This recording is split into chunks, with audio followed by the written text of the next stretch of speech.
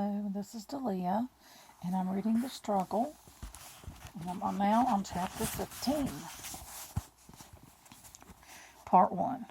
Elena, you're being rude, Aunt Judith said. Seldom got angry, but she was angry now. You're too old for this kind of behavior. It's not rudeness, you don't understand. I understand perfectly. You're acting just the way you did when Damon came to dinner. Don't you think a guest deserves a little more consideration? Frustration flooded over Elena. You don't even know what you're talking about, she said. This was too much. To hear Damon's words coming from Aunt Judith's lips, it was unbearable.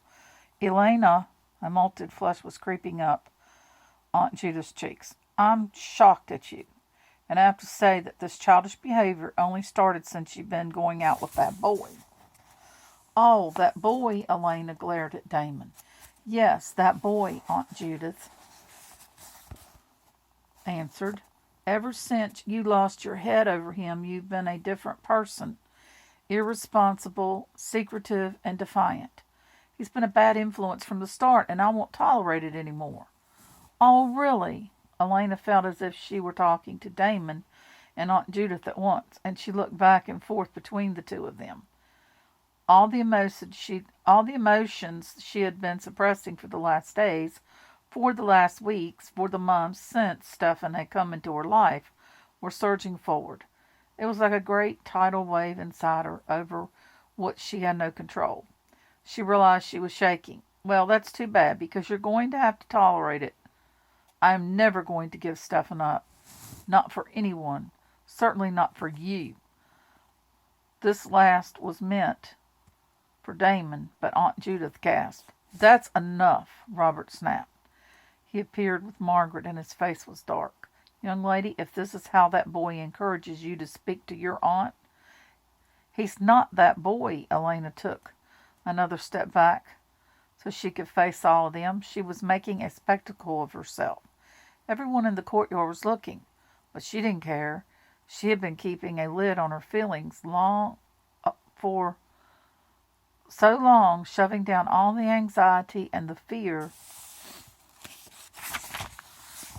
and the anger where it wouldn't be seen. All the worry about Stefan, all the terror about Damon, over Damon, all the shame and humiliation she'd suffered at school.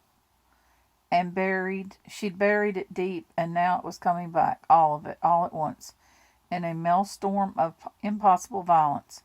Her heart was pounding crazily, and her ears rang. She felt that nothing mattered except to hurt people who stood in front of her to show them all. He's not that boy, she said again, her voice deadly cold. He's Stefan, and he's all I care about. And I happen to be engaged to him. Oh, don't be ridiculous, Robert thundered. It was the last straw.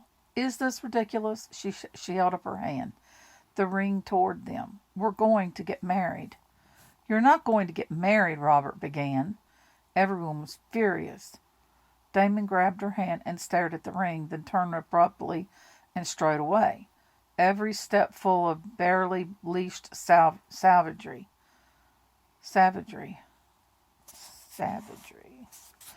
Robert was spluttering on in exasperation.